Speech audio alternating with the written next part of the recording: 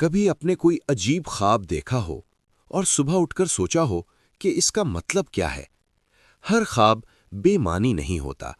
کچھ خواب اللہ کی طرف سے اشارہ ہوتے ہیں، کچھ خواب صرف ہمارے ذہن کے خیالات ہوتے ہیں، اور کچھ خواب شیطان کی طرف سے پریشانی پیدا کرتے ہیں۔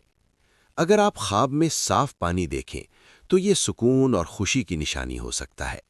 اگر آپ خواب میں اوپر چڑھتے ہوئے دیکھیں تو یہ کامیابی اور ترقی کی طرف اشارہ ہوتا ہے، اور اگر آپ خواب میں روشنی دیکھیں تو یہ ہدایت اور بہتری کی علامت ہوتی ہے۔